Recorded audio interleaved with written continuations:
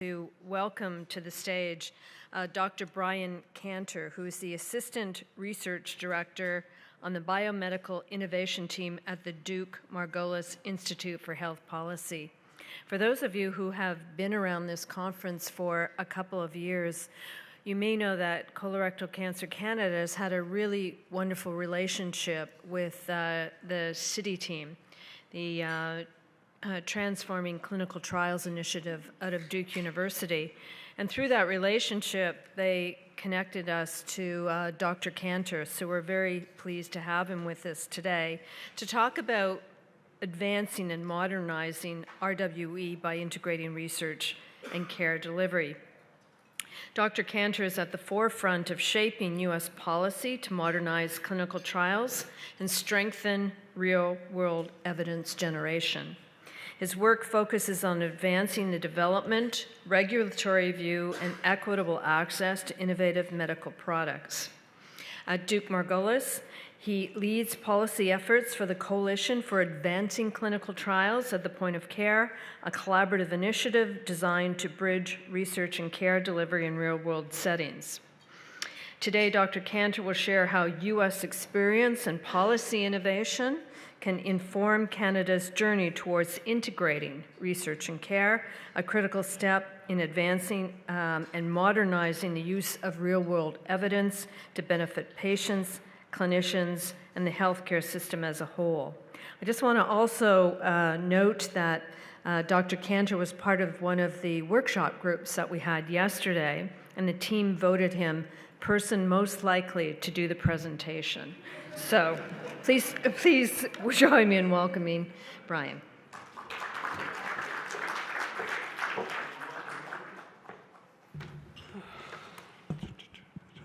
Thank you so much, Anne-Marie, and thanks to the entire Colorectal Cancer Canada team for the invitation. And it seems like just a few days ago that we were speaking in August and getting to know each other, and now I'm up on the stage presenting. It's what's been a great couple of days. So I'm hoping my presentation can kind of hit on some of the highlights and intertwine some of the takeaways that we've had from the first 2 days or so of this conference, and then kind of push the group towards continuing to innovate and thinking about what can be helpful to learn from the U.S. experience for Canada. And I also want to say too off the top that these are not prescriptive recommendations. These are built from the experiences that I've had in my 4 years at Duke-Margolis, and also this has been a real learning experience for me as someone not as familiar with all of the systems in Canada and the federated differences between the provinces. And so it's been a very enlightening experience, and look forward to further connecting with this community. I'll talk first about kind of some of the momentum that's built the initiative for our work at Duke-Margolis, really around kind of the larger environment for real-world trials. Then I'll talk a little bit more about Duke-Margolis and what we do, and then get to kind of what, as Anne-Marie noted, we worked towards establishing a coalition of health systems to advance clinical trials at the point of care, but maybe first starting with some level setting around how we think about point of care trials, and then also talk more about kind of the broader portfolio on clinical trial modernization, and then kind of our latest effort, which resulted in a white paper that was published in July around kind of building a holistic patient profile and thinking about kind of longitudinal data tracking when it comes to generating evidence for patients. But first, I am going to embrace the Mentimeter interactive activities and start with a question, and I believe it should go right to, there it is, seamless. Nicola, well done. So this is a yes or no question about if clinical trials occurring in your usual care settings are important to your community. And give everyone a few minutes to respond and find the web page.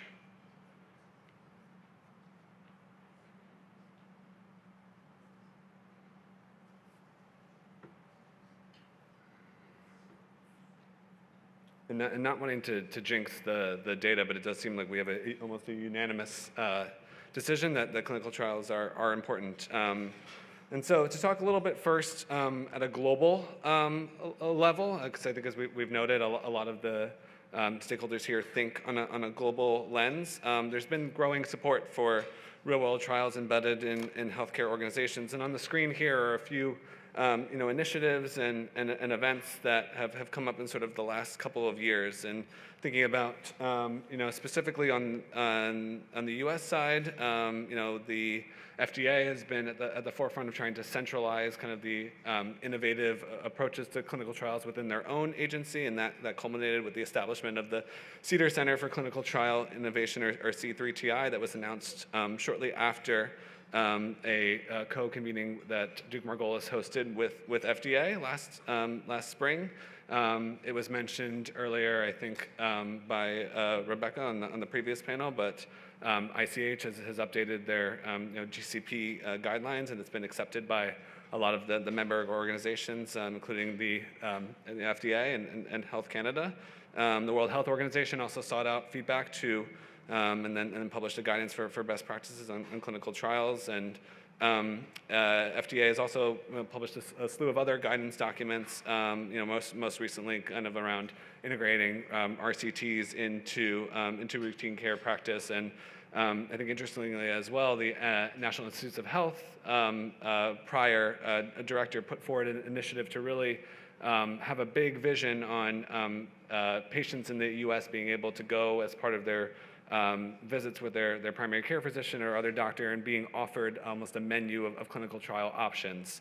And that was the Care for Health initiative, and that work has continued as well under the current administration. And then Anne-Marie talked a lot about, too, the great work that CTTI is doing, and Duke-Margolis collaborates really closely with CTTI, but obviously they've done tremendous work around embedding trials into clinical practice, and really even we're at the forefront of kind of taking this concept of quality by design and taking it from the manufacturing sector and applying it to clinical development. So what is Duke-Margolis? So that's our mission there is to kind of improve. It's on the screen, and there's a very nice picture of the rooftop that our DC office space has access to, and you all are welcome if you come down. You're in downtown DC, happy to take you up. And it's a lovely view there of the Washington Monument and the National Mall, and you can almost see my house in Virginia. That's about 30 kilometers away. But I think important to note that Duke-Margolis, one of our major roles is a linking organization. We're a neutral convener, and that functions very well for both federal and private partners who are looking for someone to be able to gather the most important folks in the room and be able to discuss really challenging and important topics like we've done today. And I think also for some logistical purposes, we have offices as well down in Durham, North Carolina, where the majority of the Duke University is located. But that allows for collaboration both at a state level too with the North Carolina government. And then I was hoping, and I couldn't quite find it, but we've been working with our colleagues at Citi and the Duke Clinical Research Institute to be able to kind of dispel down what Citi and Duke-Margolis and DCRI and how we all kind of interconnect, and had to settle for kind of maybe a broader slide that talks about all the different collaborations that Duke-Margolis is able to do with a lot of our faculty engagement, and obviously Citi falls in kind of that bucket where DCRI is located, Citi being part of DCRI. And I think interdisciplinary work is at the forefront of executing the mission that was on the previous slide, and really allows us to do a lot of our evidence-based policy research. And so what does evidence-based policy research mean for us? It means taking a lot of the expertise and experiences from folks like yourselves, and being able to have frank conversations in both intimate and kind of collective settings, and then also being able to combine that with research that we're doing as well, and background reading, and putting forward kind of strong networks that we can tap for engagement, whether that's for a convening or in the hopes of scoping out a potential research opportunity. And we have a track record now of almost 10 years of demonstrated impact and trust. I don't have the numbers off the top of my head, but they were just recently kind of put forward at our organizational retreat in September about the impact of the viewership for our events, which are often now hybrid format, and a lot of our public convenings are available to view on YouTube and other platforms. And then just to kind of situate, as Anne-Marie noted, I'm part of the biomedical innovation team.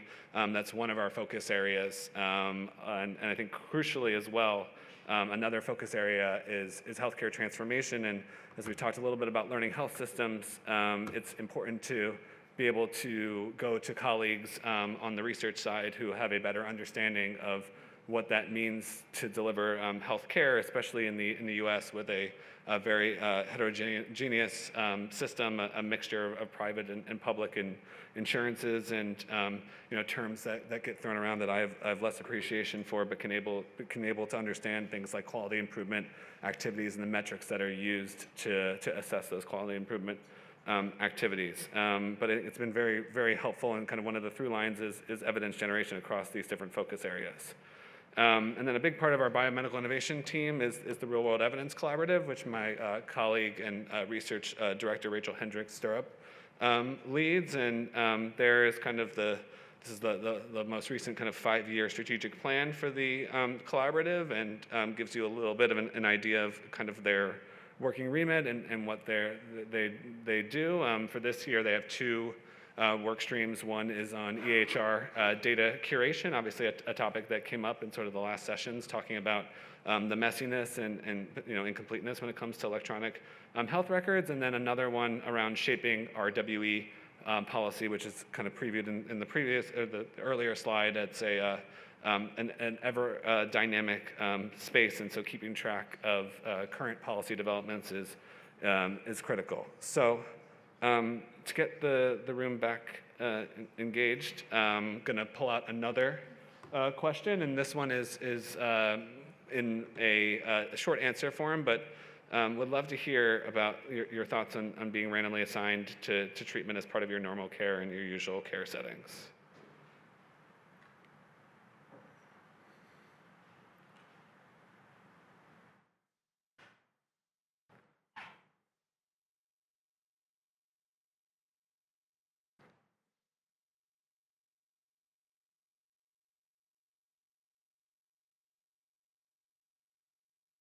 And seeing a lot of concerns, and also some folks who think about it as an opportunity. But I think a mixture of reactions, and I think always important to ground the policy work we do at Duke-Margolis, right? We are not conducting clinical trials, executing clinical trials, and so we rely on feedback from our stakeholder network, but also from other communities that are focused on patient-centric design to understand what the priors are of the audience. But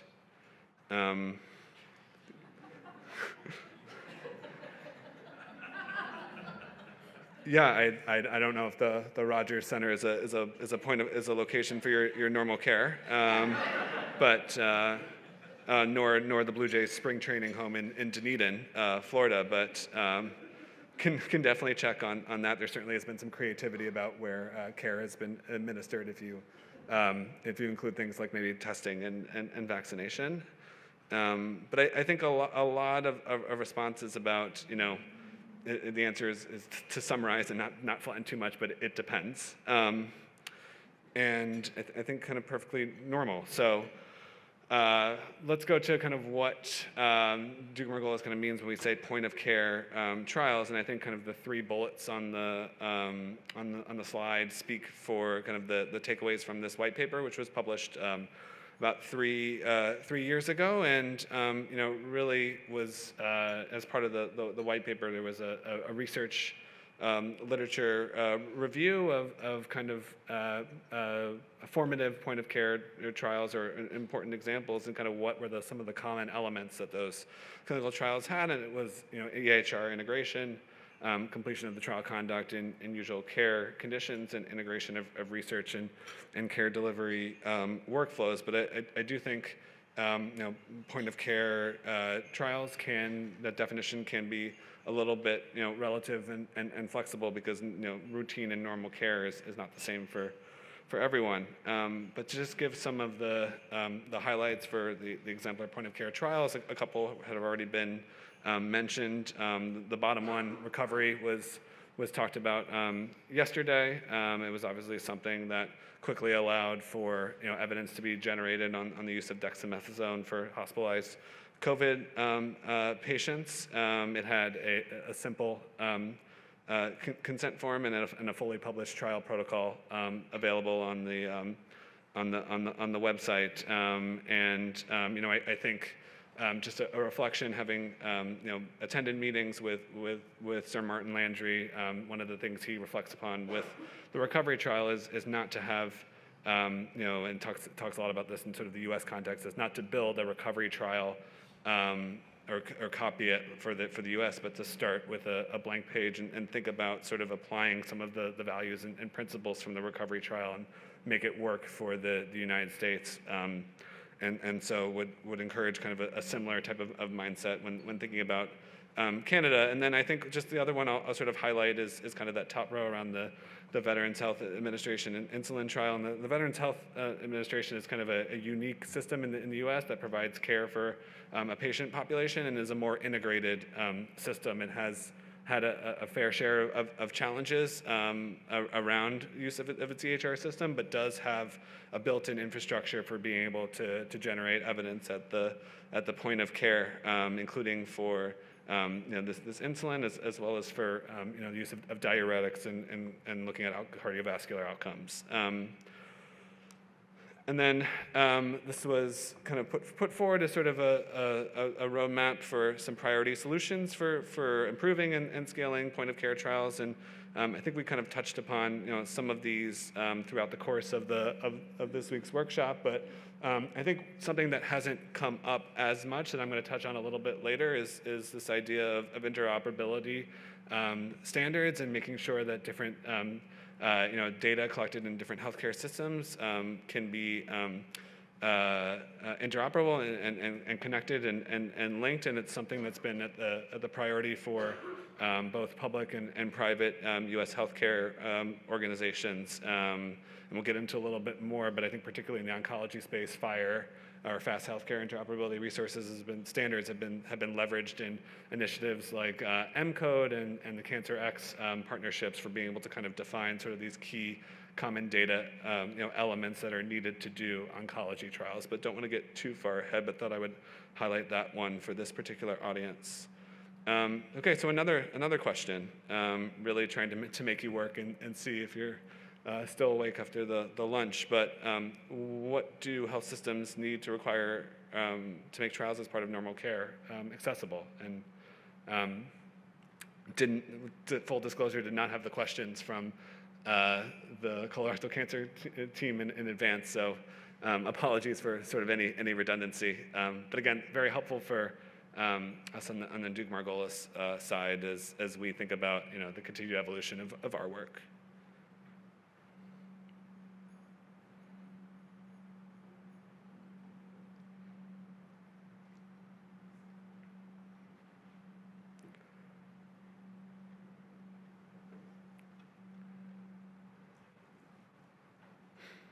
I'm seeing a lot of themes around investment and education and training and infrastructure.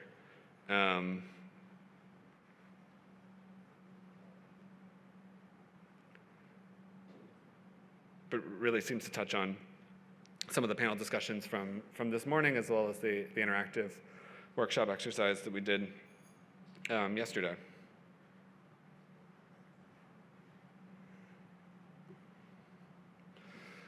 So that brings us to thinking about for point of care trials that it's better to go with a group than to go alone. And so at Duke-Margolis, we're lucky to have worked closely with a major health system like Duke University, but also really a lot of these collaborations were close working relationships that were crystallized during the COVID-19 pandemic, and there was an initiative there about really needed to engage health systems and frontline clinicians to integrate clinical research into routine care if it was going to be a reality. And this kind of focus from beyond COVID-19 extended to the use of kind of new treatments and existing treatments that already have, say, kind of proven safety record, and also maybe a focus as well on chronic diseases where in the U.S. there are outcomes trending in the wrong direction, and even overall life expectancy only has recently kind of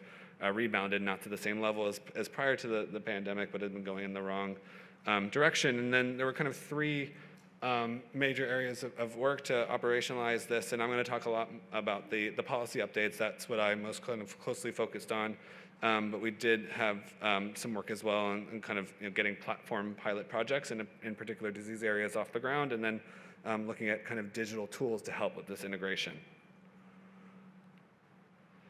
So I think just, and I kind of skipped over this in sort of the last slide, but thought about policy at kind of a few different levels, and sort of focusing first at the health system level, because heard a lot of conversations, and not too dissimilar from one of the panels earlier this morning, that it's easy enough to say that research is a priority, but really more difficult for researchers to find the time to engage with community members thoughtfully and to be able to really have sustainable support to do it. And so this was an open letter that was published 2 years ago and signed on by every member of the coalition, that was informed by small policy working group discussions that we had internally, and really set out kind of a sort of priorities that touch on a range of topics where health systems can lead and think through kind of what they can do first to show leadership to integrate research into care. And something I'll highlight here, and this may be kind of in contrast to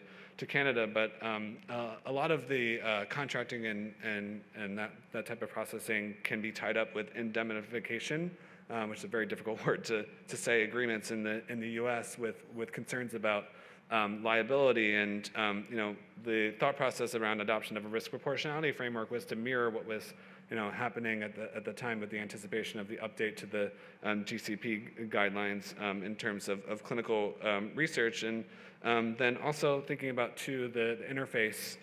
It's great to have a single IRB, but it often has to interface with the local IRBs. And I thought Kurt did a really great job of touching on how Australia has addressed that particular issue. But I think also don't want to give short shrift to that last bullet point, but there are some real ethical challenges that I think were reflected in maybe some of the responses to the question about would you be comfortable being randomized at the point of care, and that's an area of continued interest for us at Duke-Margolis when it comes to this particular work. And then speaking to the regulatory policy piece, we had a lot of opportunities, fortunately, to comment both as an entire coalition, and that was mainly on the draft guidance for the GCP principles, but also for additional FDA guidance documents that came out over the last couple of years, and really adopted some of the same kind of themes that Martin Landry and now his organization Protus put forward, which is thinking about kind of the value of a principles-first approach, and that was a big shift, as many of you know, from the now accepted ICH 6R3 and the Annex 1 was putting forth principles and then operational kind of further considerations that would operationalize those principles. And we thought also too about thinking about sort of the same through line as risk proportionality, but there's a very big difference between conducting a clinical trial with a drug that's already been previously approved versus one that hasn't, and it gets into some of the challenges that come with repurposing drugs. And then something too that came up as this is kind of in anticipation of the second annex around decentralized trials with decentralized elements was the transfer of trial-related activities to a service provider, and thinking not just of contract research organizations, but other organizations that are implemented by the sponsor to conduct a suite of trial activities. And I think Also, we were fortunate to give feedback too on, FDA and NIH recently published this spring a glossary of clinical research terms to attempt to kind of more be on the same page as to what even things like a pragmatic trial mean to both of those agencies, to really again provide clarification for stakeholders. And then I think a piece that we haven't quite gotten to as far as we would like, but continuously comes up is the payer policy and how to look at financial barriers to coverage. And I think in the U.S., I won't happy to kind of discuss this at the break, or if it comes up in a question. But obviously, having a very mixed, heterogeneous healthcare system, there are different coverage requirements. But our public insurance, Medicare, and in the last couple of years, Medicaid, and the difference being kind of Medicare covering older adult Americans and Medicaid covering those based on sort of income, are now required to cover routine care and services for patients, but critically not the investigational product. And then, sort of as Medicare goes, a lot of private insurers have also followed suit with coverage of routine care and services. But something that's come up, and it came up in a conversation that we had actually from a nurse in Montana who traveled all the way to DC for this clinical trial innovation FDA convening. She talked a little bit about that there isn't as much kind of visibility or insight into what payers and trial and into these coverage analyses that are done in advance of a trial coming to a site, and that often it's the impetus is on the clinical trial participant to being asked, the research staff, how much will be covered and what won't be covered, and what may be shared as part of the cost to the patient. And often the bill for that comes from the patient's insurer and not this other entity that's been tasked with doing the particular coverage analysis. And this is a particular heightened issue for oncology trials where there is a lot of diagnostic imaging. And so often there can be greater cost sharing in oncology trials. And the same nurse at Montana also discussed, though, about as clinical research is integrated into care, how important it's been, talked a lot about education and training to be able to equip simple things like, shouldn't say it's simple, but ensuring that nurses and nurse practitioners and other clinical practitioners have the knowledge base to code properly for routine care and activities so that it is covered. And there was a study that they put together that's linked here, and I have access to the full study if folks want it and to follow up there. And that same nurse also talked too about what she's increasingly been doing and analyzed, which is equipping nurses to communicate, particularly as clinical research uses more digital health technologies and there's patient-reported outcomes, how to be able to explain a lot of starting with kind of the safety information for that clinical trial to the patient, and looked into a bunch of research as to formulating kind of a framework for best practices, and happy to share that as well. So get to, I think, the second to last Mentimeter question, but this is a short answer form. What are some important considerations when designing clinical trials for your community?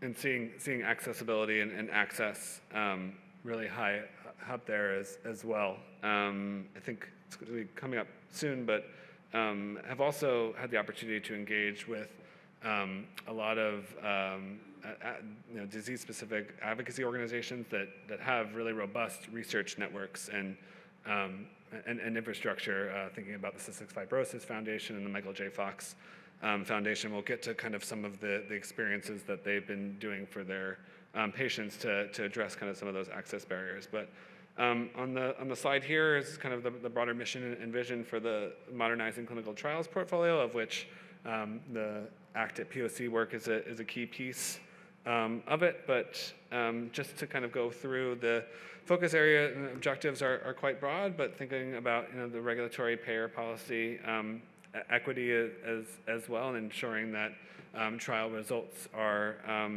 informing the use of the drugs and biologics by patients that will be using them and their lived experiences, and then thinking as well about kind of the implementation of how these innovative trial approaches get off the ground and are scalable. And so I mentioned kind of before, alluded to this workshop that happened about 18 months ago, and it really was a way for the FDA to show that they were taking trial innovation seriously, and that they wanted to hear particularly from industry clinical trial sponsors, as well as other important stakeholders like patients and patient advocacy organizations, really on how to kind of sustainably and further innovate in the clinical trial space. And we talked a little bit about change management, but that was one of the key themes that came out of that event, was that it really requires robust championing within organizations to innovate. And think also too that goes for within the agency like a regulator. We talked a little bit about the workshop yesterday about bringing the regulators to the table, and one of that pieces is not just bringing along the leadership at the regulators, but also bringing along the folks within the review divisions. And that can be a challenging experience, and again, not from my own personal experience, but hearing that agendas for some of these meetings are quite packed, and it can be difficult to talk about things like innovation or even quality management when there's so much to cover. And so kind of that's the change management homework assignment was both for kind of regulators as well as for industry clinical trial sponsors. And also we're able to hear from that meeting about organizations like the community clinical support team. I'm messing up the acronym a little bit, but it's led by a gentleman named Al Richmond that works specifically, works with Duke University and DCRI, but other institutes to bridge the gap between academic institutes and the communities. And I remember Al talking about how many times he's been approached by organizations that want to run trials so far late into the game of the trial design, and how often or how important that early engagement really is to get that work accomplished. And then we'll also flag that FDA has built upon the launch of the Clinical Trial Innovation Center, and they have 3 demonstration programs, including one on streamlining trials embedded into clinical practice, and also another one too on selective safety data collection, which came up in sort of the last panel about kind of as you integrate more kind of real world data and evidence, it's dependent upon still tracking adverse events and ensuring that safety data is appropriately collected and analyzed. And of course, we want to acknowledge too that this is part of efforts that CTI is leading, and particularly around how to use AI in drug development. And Citi actually had a workshop this past, I guess it's still October, so it was a couple weeks ago in downtown DC to discuss that very topic. So I think one of the last questions about how can communities be best engaged to ensure clinical trials address the needs of the community, and would be happy to have this question addressed more or answered more specifically for the point of care, but also maybe more broadly.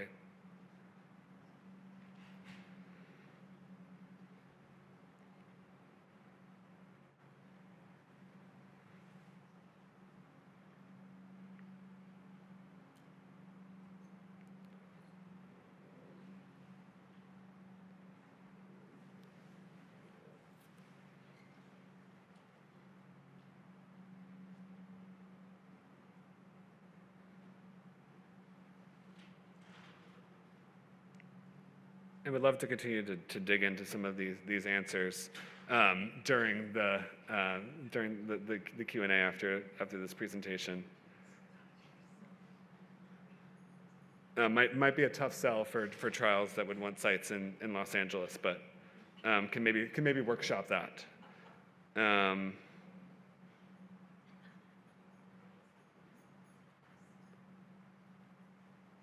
I think really thoughtful suggestions, and seeing kind of notes about patient engagement, including patients in trial design, thinking about another FDA Duke-Margolis convening that was on quality management of clinical studies, and there we're able to hear from organizations like the Michael J. Fox Foundation and the Cystic Fibrosis Foundation about how they engage patients in the design and during the conduct of research studies. And thinking too about even the Michael J. Fox Foundation, talk a little bit about travel for participants to research sites, but also one of the barriers they saw, and it may seem small, but can appreciate it as someone who has a dog and 2 cats, was providing travel or accommodations for pets as well, and it was something they had piloted and seen some success from. And the Cystic Fibrosis Foundation has a really well-established therapeutics development network where they're really able to engage thoughtfully with sponsors and thinking about quality by design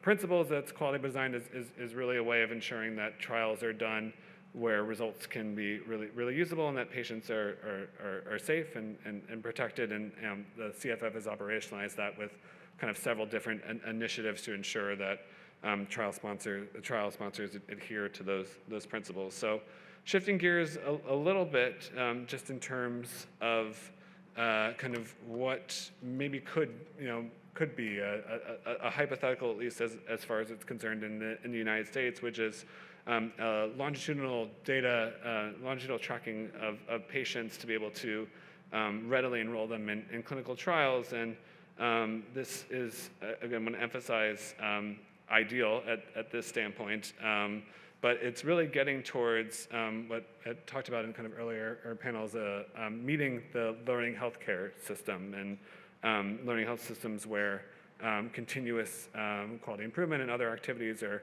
informing care based on what's being done in the clinic and what's seen as working and not, and there's a feedback loop set up. But recognizing too, the other thing with this timeline is that the data coming in is coming from multiple different sources, particularly as we think about real world data. And so it's not just EHRs, but it's registries, it's patient reporting outcomes from wearables, it's imaging, it's a variety of sources.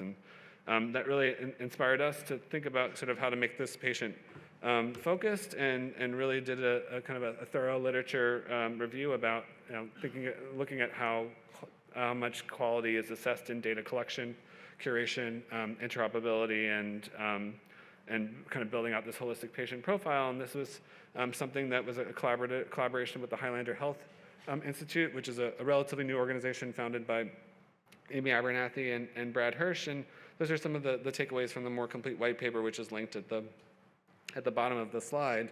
But really felt like there were sort of a range of use cases that our research team was able to identify that can be kind of exemplary places for further adoption and sustainability to get towards that longitudinal journey. And we'll just kind of mention a few of them, broken down first by the data collection and curation, and really what we focused on too, where thinking about getting kind of a set of limited data elements to really drive improving data quality for particular therapeutic areas. And this is inspired by some of the work that NIH has been leading and other organizations to kind of identify those common data elements, and thinking about kind of the real world feasibility of them. And kind of in the middle block are sort of a few use cases, including one in the asthma space. And also want to talk about too that there's been a big shift in the US to value-based care from fee-for-service, and sometimes how that's been organized is around accountable care organizations, which are voluntary agreements that healthcare systems can come a part of and are tracked based on a particular set of measurements that the organization is accountable for, and then they're able to join in some shared savings. And this is something promoted by the Centers for Medicare and Medicaid Services that manages Medicare and the Medicaid programs. And then also want to manage the trust study that was co-led by Amgen and Veritos, a health data company, and that looked at kind of the common data elements in real world evidence that were needed to be fit for purpose. And then think there's a whole host of organizations that kind of drive this change, including payers and really some of the professional societies active in this space. And then thinking about too the linkage and interoperability piece, it's very good to have data that's collected with sound quality and curated well, but it needs to be able to be used by a wide variety of organizations. And thinking about kind of the encourage and adoption of some of those common data elements into various application program interfaces. I mentioned kind of earlier talking about FHIR, but also another big initiative that was launched in the last couple of years is TEFCA, the Trusted Exchange Framework and Common Agreement. It has a number of exchange purposes, but the idea is sort of a network of networks to be able to exchange information for things like improving patient care and public health. Research so far is not a demonstrated exchange purpose, but that there's maybe hope that it could be. And I think the crucial part about TEFCA, it's voluntary, and so the more organizations that adopt it, the more likely it is to succeed. And we'll also mention, talked earlier about for FHIR standards being used for M-code and some of the initiatives to kind of standardize in the cancer space, but FHIR is also being increasingly relied upon by CMS for reporting on some of the quality metrics through a variety of their quality improvement programs. And FDA, I believe, also has an open request for comment on how FHIR can be used for generation of fit-for-purpose data for regulatory decision making by the agency. And I think there's a lot of players as well in this space that mentioned federal agencies, and then obviously the slew of interest from health data and tech companies. And then getting to sort of this holistic view, there needs to be continued interest in pilot programs and demonstration programs as well, to be able to assess some of those data standardization and really look at kind of the efficacy and validity, and think that there are some examples in the U.S. that are being led by the Innovation Center at CMS, which is really tasked with experimental models around care delivery, and one of them has been the Enhancing Oncology model that's underway, and there's another one that has just launched, and a lot of states are getting ready to onboard, is around access for cell and gene therapy products, and think there's a real need to connect a lot of the post-market requirements from FDA and the use of exchange frameworks like TEFCA. And then we'll also mention too that there's been the creation of trial platforms like Canter and its use in the Easy Kidney trial, and that's a creation of Protus and Martin Landry's group. And I think there's some similar need for big drivers in this space as well.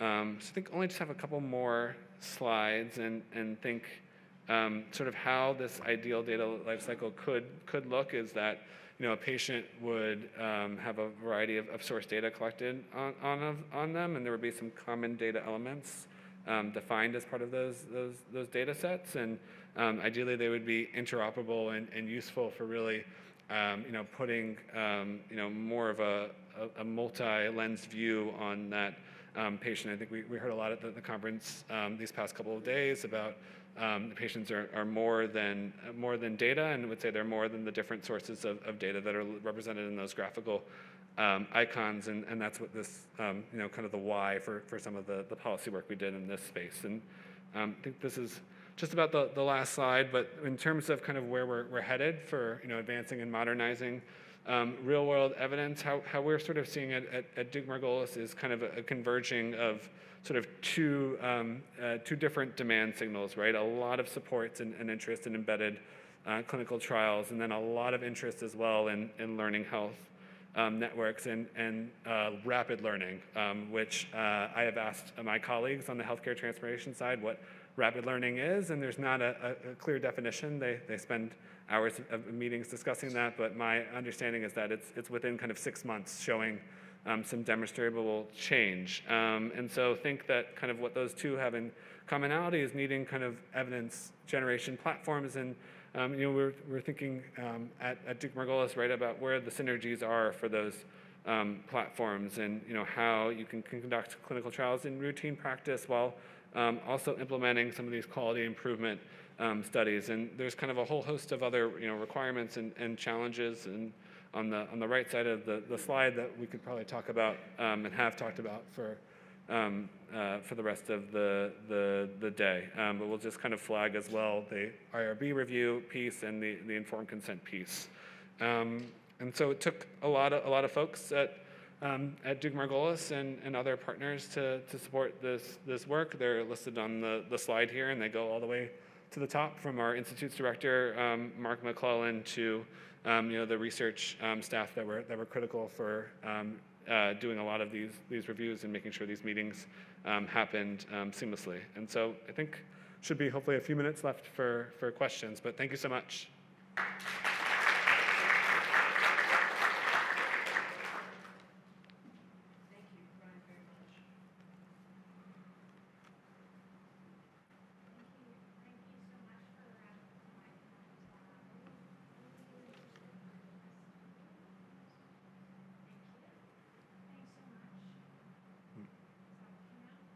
I don't. Check. Here, take this one. That's working. It's working. That's fantastic, and a huge amount of work. I was curious, given that Epic has 50% of the market share for EMRs in the U.S., are they engaged in these initiatives, and are they partners? Are they helping to kind of sort some of how this data, whether it's sharing or even just mapping of data, et cetera, is happening?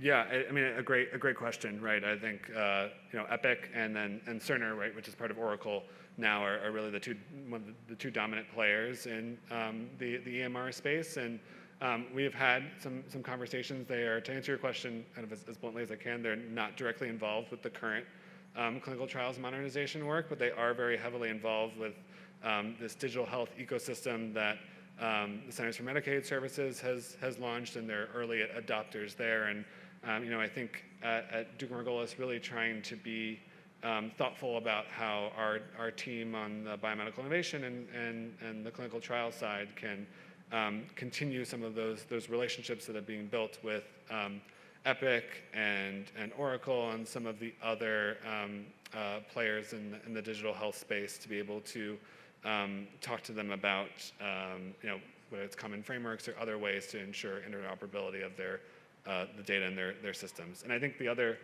answer there too, right, is Epic, as you probably know, doesn't look the same at one health system versus another health system. And so that's something can also speak to the fact that one of the other projects that Highlander Health funded is at Baylor Scott & White in Dallas, Texas, and they've really done a good job with their EPIC program about really having to define kind of the key elements that they need to do research using registries in the cardiovascular valve space.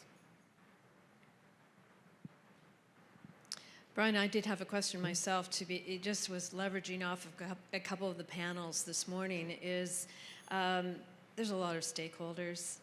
The issue of leadership and collaboration, pulling together a team of the willing. Is that the role of your organization, or can you give us some of the trials and tribulations you've had around rallying the community to ensure that trials are embedded into care?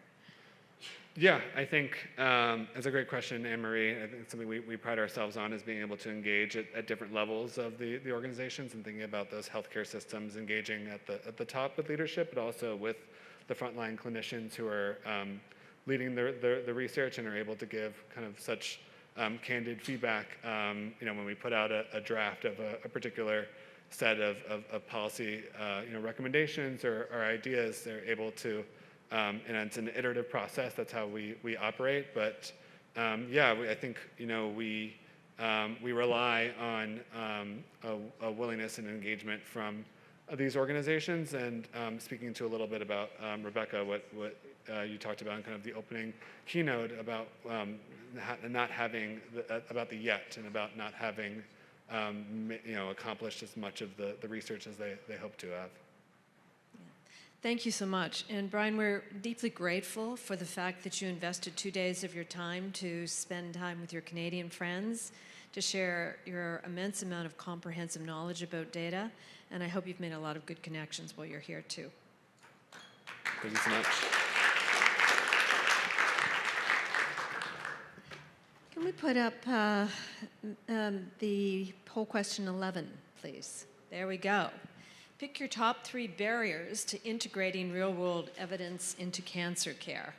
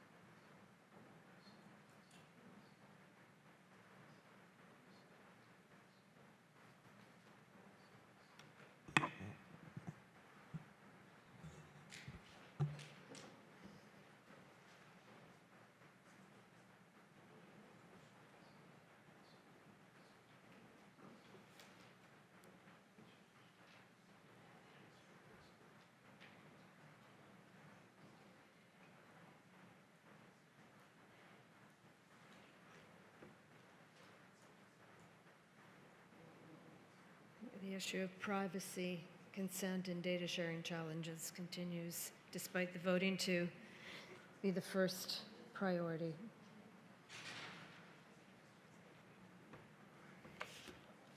Thank you, everyone, by the way, for always voting and for giving us this information. We're happy to share any of it and all of it with you as part of the report that will come out